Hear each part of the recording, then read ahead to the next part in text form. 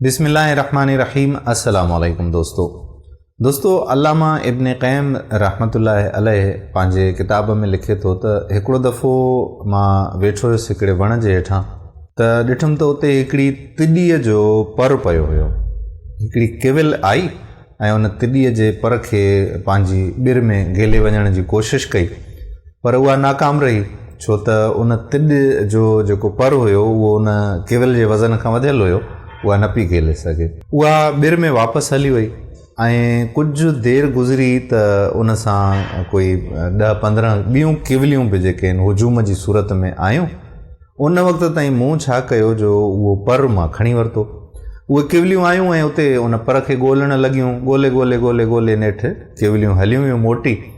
हिकिड़ी केविल मां सम्झां थो त उहा साॻी केविल हुई जंहिं पहिरियों दफ़ो पर ॾिठो हुयो, उहा बीठी रही हुते ऐं उहा ॻोल्हींदी पई रहे। मूं छा कयो जो पर खणी वरी हुते रखियुमि त केविल वरी उनखे सिंघण जी कोशिशि कई या टच करण जी कोशिशि कई।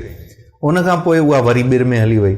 हिन दफ़े उनखे ॿिर में काफ़ी वधीक टाइम लॻो ऐं उन खां पोइ जॾहिं उहा आई त उन सां 5-8 केविलियूं मस हुयूं ऐं उन वक़्त ताईं मूं वरी उहो पर खणी वरितो। उहे केविलियूं जॾहिं आयूं उन्हनि ॻोल्हियो पर खे हेॾां होॾां, उन खां पोइ वरी उहे केविलियूं हली वियूं वापसि। वरी उहा केविल हिकिड़ी उते बीठी वई। मूं सम्झी वरितो त साॻी केविल आहे, उहा बीठी ॻोल्हे पई। मूं छा कयो जो पर खणी वरी उते रखियुमि त उन केविल वरी पर खे चक विधो ऐं वरी वापसि जल्दी ॿिर में वई।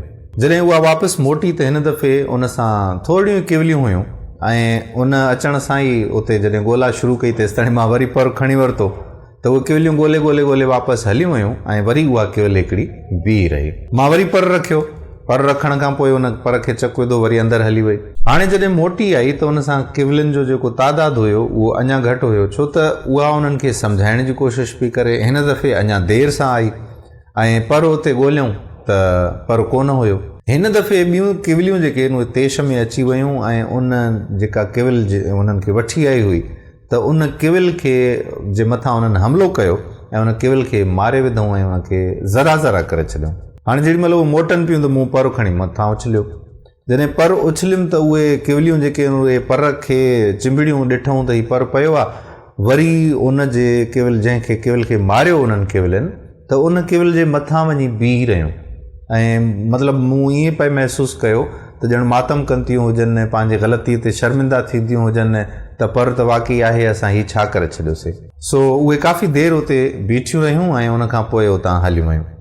सो दोस्तो, इन कहाणीअ मंझां, इन तजुर्बे मंझां अल्लामा इब्न क़य्यम असांखे इहो सबक़ु ॾियणु पियो चाहे त कूड़ फितरती तौर ते जीतनि ॼणनि खे, जानवरनि खे बि पसंदि न आहे। त उहा जेका केविल हुई उन केविल वञी उन्हनि खे ॿुधायो, पर जॾहिं उहा शइ उन्हनि खे न मिली त उन्हनि कूड़ सम्झो ऐं कूड़ जी सज़ा मौत आहे। केविल खे मारे छॾियो उन्हनि पंहिंजी क़ौम वारनि। सो असां वटि कूड़ मथां कूड़ आहिनि ऐं असां वटि हर ॻाल्हि ते कूड़ आहे, हर मामले में कूड़ आहे। हर मामले में असां कूड़ ॻाल्हाइण खां पोइ हिते हटूं नथा। न असां मज़हब था ॾिसूं, न असां अख़लाक़ियात था ॾिसूं। सो असां कूड़नि माण्हुनि जे विच में रहूं पिया। अलाह साईं असांजी क़ौम जी हिफ़ाज़त करे, असांजे मुल्क जी हिफ़ाज़त करे, आमीन। जे अॼोकी कहाणी तव्हांखे वणी हुजे त पंहिंजे दोस्तनि सां ज़रूरु वंड करे छॾिजो ऐं ईंदड़ वीडियो में वरी कंहिं ॿी कहाणी सां गॾु अव्हांजी ख़िदमत में हाज़िर थींदासीं। तेसिताणी पंहिंजे मेज़बान क़ादिर बख़्श कलोड़े खे इजाज़त ॾियो। अल्लाह निगहबान।